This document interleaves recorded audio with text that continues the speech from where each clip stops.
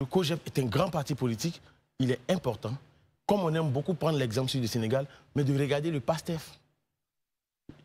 C'est le parti politique, ce n'est pas l'individu. Il faut sortir de ce système de gens privilégiés.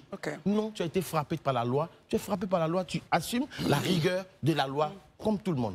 On écoute Marius et on fera un second tour justement sur le next step après dans ce que nous vivons aujourd'hui. Marius, comment est vos commentaires justement? Nous restons toujours égaux à nous-mêmes. Nous en avons appelé donc à la magnanimité du chef de l'État pour le cas du président Laurent Gbagbo, bien que ses co-auteurs qu'on dit avoir, y compris l'auteur principal du braquage de la banque, aient bénéficié d'une amnistie, sauf lui. Ses partisans ont jugé qu'il a été, et ce n'est plus un secret pour personne, qu'il a été jugé par une cour ordinaire et qu'en sa qualité d'ancien chef d'État, il aurait dû être jugé par une cour spéciale. Ce qui n'a pas été le cas. Donc les éléments, nous les avons longuement développés.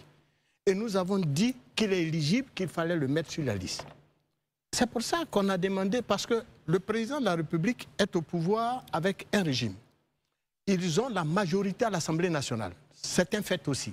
Donc nous avons demandé la magnanimité, la clémence, la générosité du chef de l'État à l'effet d'instruire son Parlement dans la perspective d'entreprendre une initiative allant dans le sens d'accorder une amnistie totale à M. Laurent Gbagbo et à M. Charles Blé Goudé.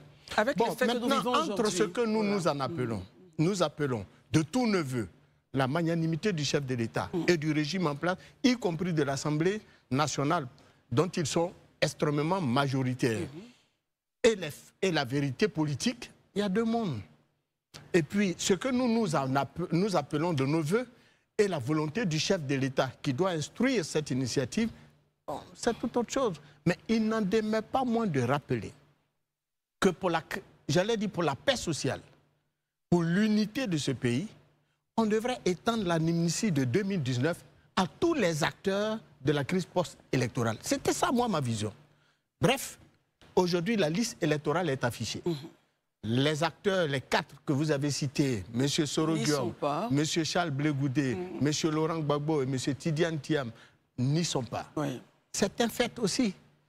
Alors, on appelle les militants du PDCI, pour ce que vous avez dit tantôt, à s'apprêter à attendre pour parler comme Herman qui parlait d'une cristallisation. C'est Herman qui donnait l'information justement. On fera un tour sur le next step avec votre permission. Et on reviendra là-dessus. On reviendra voilà, sur votre donc, je chute pour dire que pour nous, il aurait été bon d'aller donc à cette table de négociation que nous avons aussi également appelée de nos voeux. Il aurait été bon que le régime au pouvoir accepte de discuter avec son opposition. C'est bien le contraire qui nous aurait étonné. Mais c'est plutôt l'opposition qui n'a de ça depuis plus d'1 an à demander une table de discussion. Mais aller à la table de discussion, qu'est-ce que le régime au pouvoir a pour refuser la table de discussion? Il n'y a pas de sujet tabou. Il n'y a aucune raison de refuser à son opposition la table de discussion. C'est tout. Il faut bien qu'ils acceptent cette table de discussion, ne serait-ce que pour donner un signal fort à l'opinion publique. Mais refuser de donner la table de discussion à l'opposition veut dire que le régime en place lui-même n'est pas d'accord pour la paix sociale en Côte d'Ivoire. Ou donne le sentiment de ne pas être d'accord pour une paix sociale en Côte d'Ivoire. Très bien. Comme on l'a dit, comme on l'a vu, soyons factuels, hein, Cap Côte d'Ivoire et le RHDP ont un agreement, ont un accord pour se rencontrer. Avec le pouvoir, là on n'a pas encore le point, mais avec le RHDP, Cap Côte d'Ivoire et le RHDP ont décidé de se rencontrer, mais c'est la date qu'on n'a pas encore eue. On va suivre donc pour avoir justement ce que cela va produire. Élysée, le next step, la prochaine étape pour la Côte d'Ivoire, c'est quoi? Parce qu'aujourd'hui, les Ivoiriens sont inquiets. De part et d'autre, comme Herman l'a dit, la tension se cristallise. À quoi devrait-on s'attendre concrètement? Et qu'est-ce qu'on veut pour ce pays, Élysée Boloube?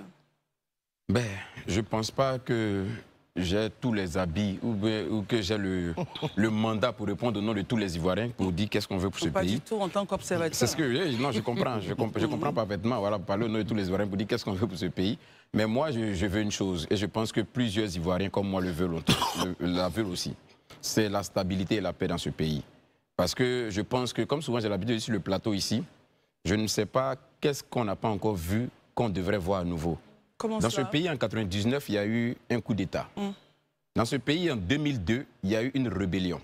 Dans ce pays, en 2010, il y a eu une crise post-électorale qui a fait 3000 morts officiellement, quand bien même on sait que c'est plus que ça.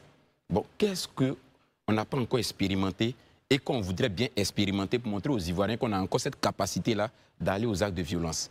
Je pense que, pour ce qui me concerne, la prochaine étape, c'est de tous ensemble, tout autant qu'on est citoyens, partis politiques, mettre bas la terre. Mettre bas la terre. Parce que ceux-là qui animent les partis politiques, ceux-là aujourd'hui qui nous dirigent, que ce soit le régime en place et autres, tout ça, je le répète sur ce plateau, c'est des hommes, ils sont passagers. Ils ne sont pas plus importants que ce pays-là. Ils ne sont pas plus importants que la stabilité de cette nation. C'est une réalité. Donc, qu'est-ce qu'on veut au point de dire qu'on va remettre en cause la stabilité du pays? Mais attends, pourquoi?